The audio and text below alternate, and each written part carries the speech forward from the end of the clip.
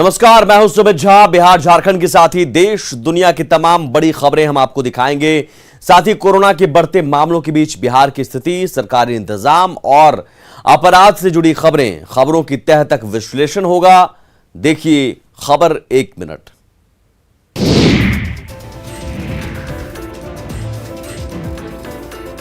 Corona के बढ़ते संक्रमण के बीच एनएमसीएच के जूनियर डॉक्टरों की हड़ताल ने परेशानी बढ़ा दी है। अच्छी बात यह है कि डॉक्टर अब काम पर लौट आए हैं। हालांकि एनएमसीएच के बाहर सख्त सुरक्षा व्यवस्था दिख रही है। अब मरीज के लिए एक परिजन को ही हॉस्पिटल में आने की अनुमति दी जा रही है। जितने पब्लिक आ रहे हैं उनको देख सुन कर रहे हैं। जो मरीज लेकर के आ रहे हैं उनको एक आदमी को के साथ भेज रहे हैं। एक आदमी जाना है, बाकी सभी आदमी बाहर है। तो आप लोग का डिप्लॉयमेंट कब से रात से किया गया? हम लोग को तो डिप्लॉय 5-6 दिन से है। आज सबसे दिख रही है? नहीं, हम लोग तो 24 घंटा वाले हैं। अचानक मरीजों की संख्या बढ़ जाने से अफरा तफरी का माहौल बन गया है। ऐसे में परिजनों को भी धैर्य से काम लेना पड़ेगा।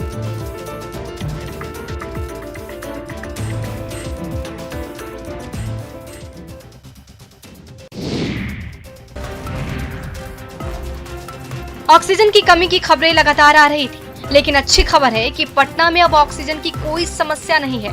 यहाँ के सबलपुर यूनिट से लगातार ऑक्सीजन की आपूर्ति हो रही है।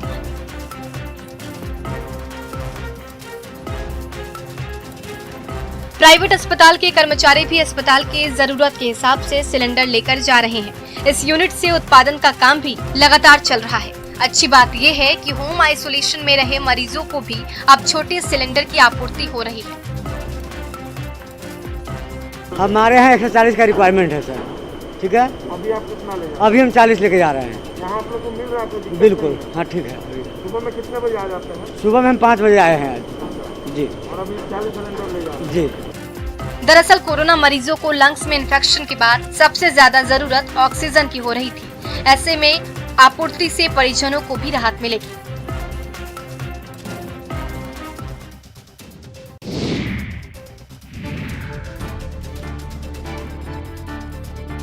बढ़ते कोरोना संकट के बीच बिहार में और सख्ती की गई है। अब बिहार में कर्फ्यू के समय में बदलाव किया गया है।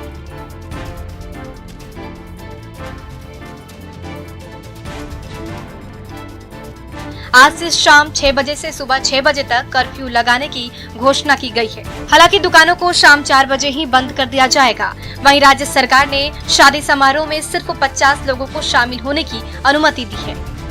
श्राद्ध में सिर्फ 25 जबकि अंतिम संस्कार में सिर्फ 20 लोग शामिल हो पाएंगे। इसके अलावा सरकारी और गैर सरकारी दफ्तरों में सिर्फ 25% कर्मचारी ही एक दिन में काम कर पाएंगे। सार्वजनिक परिवहन 50% क्षमता के तहत चलेंगे, यानी बस और ऑटो पर क्षमता के सिर्फ आधे लोग ही बैठ पाएंगे।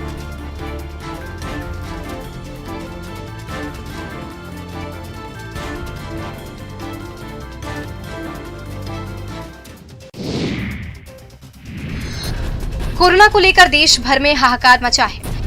आपदा की घड़ी में लोग मदद की गुहार लगा रहे हैं, लेकिन आपदा की घड़ी में दलाल अवसर ढूंढ रहे हैं। दलाल जान का सौदा कर रहे हैं और ये सौदेबाजी हो रही है झारखंड के सबसे बड़े अस्पताल रिम्स में, जहां वार्ड बॉय के रूप में छुपा दलाल बेड की दलाली कर रहा है।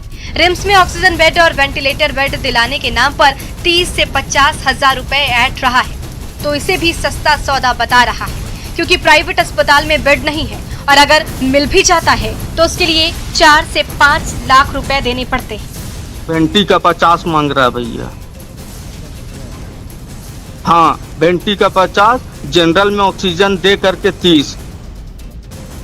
अब डिसाइड कर लीजिए और उसके बाद बताइए। तुरंत आदमी पहुंचा हुआ है। दलाल दावा कर रहा है कि ट्रॉमा सेंटर में उसका आदमी खड़ा है, वो बेड भी दिला देगा और ऑक्सीजन भी लगवा देगा, बस उसे पैसे के लिए हाँ करना है। पूरा देश कोरोना महामारी की त्रासदी से त्राही कर रहा है, लेकिन कुछ लोग ऐसे हैं जो आपदा में अवसर तलाश रहे हैं।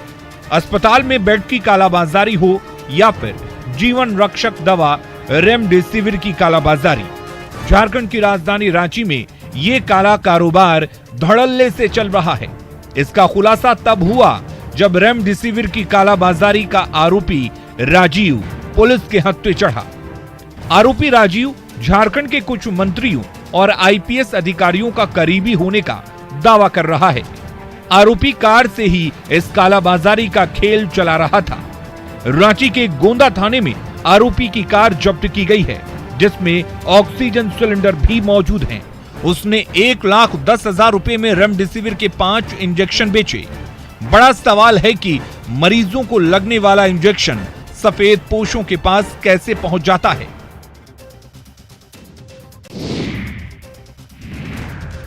झारखंड में स्वास्थ्य व्यवस्था बेहतर होने के बड़े बड़े दावे किए जा रहे हैं, लेकिन अस्पतालों का क्या हाल है वो किसी से छिपा नहीं है। ये तस्वीर है कोडरमा के डोम चांच कोविड सेंटर की। एक ही वार्ड में कोरोना पॉजिटिव और कोरोना नेगेटिव मरीज को रखा गया है। वार्ड में एक मरीज की मौत भी हो गई है, जिसे वहां से हटाने वाला कोई नहीं है। पूरा वार्ड किस तरह अस्त व्यस्त है ये सामने है। एक मरीज को कोरोना निगेटिव है, उसका कोरोना वार्ड में पिछले 10 दिनों से इलाज चल रहा है। इलाज क्या चल रहा है, उसे ऑक्सीजन लगाकर छोड़ दिया है और ना कोई डॉक्टर आता है। तो कोई दिक्कत नहीं है। हमारे सारे डॉक्टर्स, सारे पैरामेडिकल स्टाफ और सारे जो भी सफाई कर्मी से लेकर डेड बॉडी मैनेजमेंट तक के लोग हैं, हम चुस्त और संवेदनशीलता से इस कोविड के टाइम पे काम कर रहे हैं। और हम लोगों को भरोसा है कि आने वाले दिन में भी अगर पेशेंट बढ़ते भी है तो हमारे यहाँ बेड की कोई दिक्कत नहीं। अब डीसी साहब ही क्लीन चिट देंगे तो भला कौन देखेगा।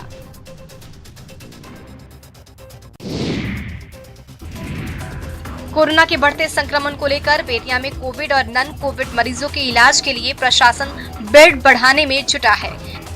कोरोना संक्रमित मरीज के लिए जहां 150 टेलीमेडिसिन चिकित्सकों की व्यवस्था की जा रही है, वहीं नॉन कोविड मरीजों के लिए 250 बेड की व्यवस्था की जा रही है।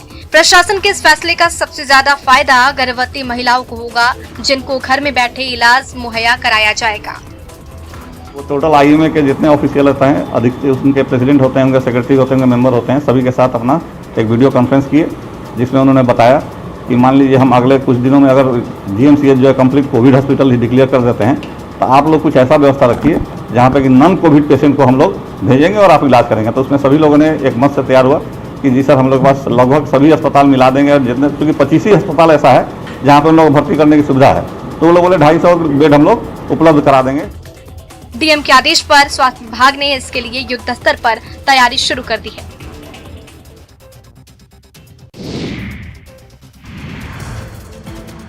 कोरोना की ताजा लहर के कारण देश में हालात बद से बदतर होते दिख रहे हैं। अस्पतालों में मरीजों की संख्या भी बढ़ रही है।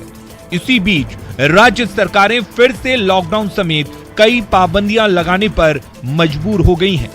पाबंदियों के बीच कामकाज पर असर पड़ रहा है और कई लोगों का कामकाज पूरी तरह से ठप पड़ गया है। हालात कुछ ऐसे हो गए हैं कि मुंबई में लोगों को 2 वक्त की रोटी के लिए पैसे नहीं हैं। इसी के चलते फिर एक बार मुंबई के लोकमान्य तिलक टर्मिनस से मजदूरों का पलायन शुरू हो गया है। मैं इधर काम नहीं करता, मैं गोवा से आया हूँ। मेरा गोवा में लॉकडाउन होने के कारण इसलिए मेरा काम बंद हुआ, इसीलिए हम लोग गाँव जा रहे हैं। रोजी रोटी खत्म होने और परेशानी के डर से बीते साल भी मजदूरों ने पलायन किया था।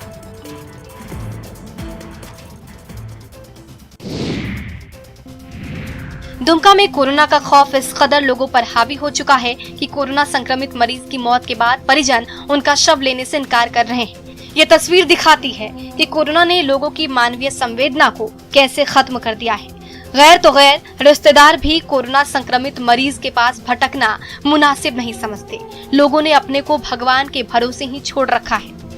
अंत में फाइनली बोला कि हम नहीं लेंगे, तो हम लोग बोले कि एप्लीकेशन तुम लिख करके दो कि नहीं लेंगे। नहीं लेंगे तब हम लोग प्रशासन को बोलेंगे कि इसका करवा दिया जाए। अंत में वो लिख करके दिया। ये दुमका शहर के कानूपाड़ा की तस्वीर है, जहां मृतक सावित्री देवी के परिजन ने अस्पताल प्रबंधन को लिखित देकर शव को ले जाने में असमर्थता जताई, जिसके बाद अस्पताल प्रशासन ने शव का अंतिम संस्कार नगर पालिका के सहयोग से मुक्तिधाम में किया।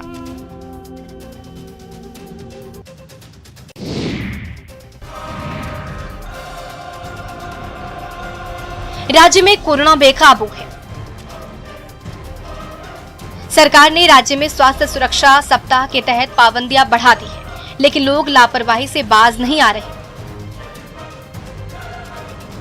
ये तस्वीरें हैं गिरिडीह के गावा प्रखंड की।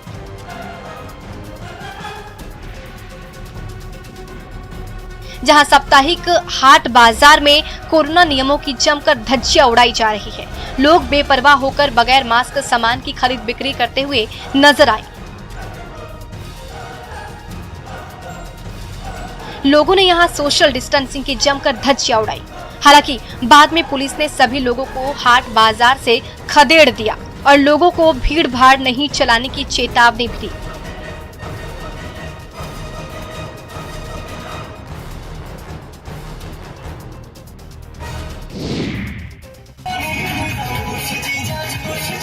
कोरोना को लेकर सरकार ने गाइडलाइन जारी किए हैं, लेकिन लोग हैं कि इसकी परवाह ही नहीं कर रहे। जरा इस भीड़ और मजमे को देखिए।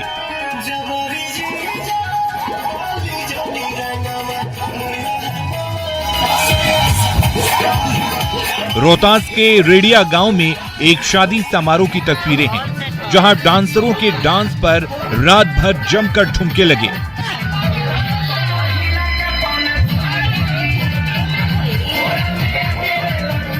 नृत्य कार्यक्रम देखने सैकड़ों लोग, जिसमें बाराती और ग्रामीण शामिल थे, झूमते नजर आए। इस दौरान किसी में भी कोरोना का डर नहीं दिखा। बता दें कि बिहार में नाइट कर्फ्यू लागू है। ऐसे में इस तरह का आयोजन कानून तोड़ने के दायरे में आता है। हैरानी की बात तो ये भी कि प्रशासन कहीं नजर नहीं आया।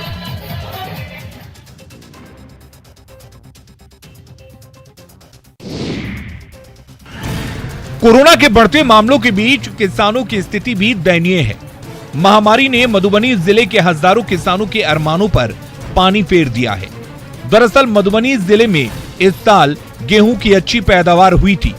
वहीं सरकार ने भी गेहूं खरीदी के लिए 1975 रुपए समर्थन मूल्य तय कर रखा था, जिससे किसान काफी खुश थे। किसानों ने कई सपने संजो रखे थे, चाहे बेटी की शादी हो या बेटे की पढ़ाई का खर्चा, या फिर बरसात के पहले घर की मरम्मत या निर्माण का काम। ये सारा कुछ गेहूं की बिक्री से होने वाली आमदनी पर निर्भर थी। जो बच्ची की शादी होगी, गेहूं बेच करके बच्ची की शादी करेंगे, लेकिन यहाँ तो 1400-1500 के अंदर ही गेहूं बिक रहा है, जो कोई खरीदने वाला नहीं है। एक तरफ महामारी, ऊपर से जीविका की चिंता। अब सवाल है कि किसान करे तो क्या करें।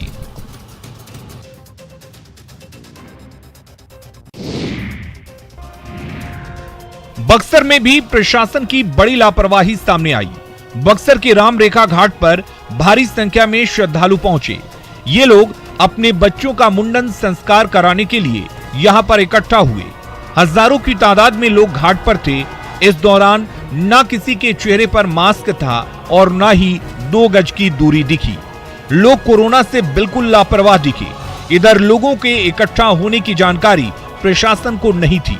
जब मालूम हुआ तो पुलिस की टीम के साथ वहां पर आला अधिकारी पहुंचे, फिर कार्रवाई की बात कही।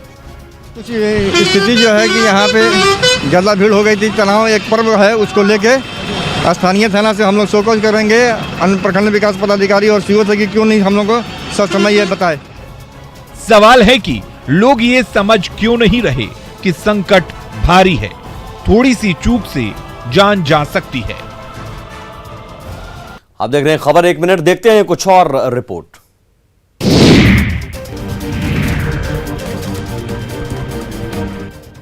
कोरोना काल में बार बार सबसे घर में ही रहने की अपील की जा रही है। बेवजह भीड़ लगाने से मना किया जा रहा है, तभी भी कुछ सिरफिरे मानने को तैयार नहीं हो रहे।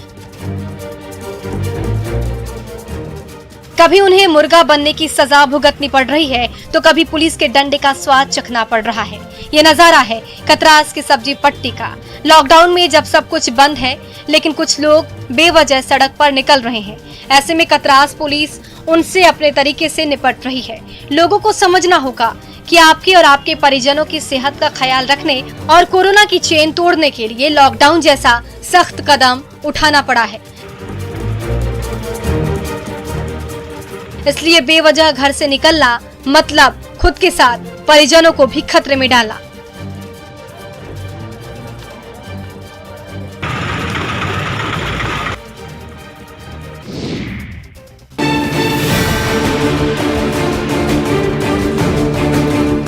कोरोना संक्रमण को देखते हुए वाल्मीकि नगर बॉर्डर पर दोनों देशों की सीमाओं को पिछले 14 महीने से सील कर दिया गया है, लेकिन यहां एसएसबी की चौकसी के बावजूद लोग नदी के रास्ते आवाजाही कर रहे हैं, जबकि प्रशासन इन सब से बेपरवाह है। तस्वीरें वाल्मीकि नगर के त्रिवेणी संगम की है, जहां नारायणी नदी पर दोनों किनारा नेपाल से पड़ने के कारण बिना भारतीय क्षेत्र का इस्तेमाल किए दर्जनों नाव धड़ल्ले से चलाए जा रहे हैं। इंडिया में स्कूल बंद है, मदरसा भी हर चीज़ बंद है। हम लोग इसीलिए जा रहे हैं नेपाल, बाल बच्चों की खातिर पैसा कमाने के लिए। तो वहाँ क्या करते हैं? वहाँ बच्चों की तालीम देंगे, पढ़ाएंगे। कितना मिल जाएगा आपको? 15-20 हज़ार। ये न सिर्फ सीमा सुरक्षा का उल्लंघन है, बल्कि कोरोना पर काबू पाने के प्रयासों पर भी निश्चित तौर पर बड़ा सवाल है।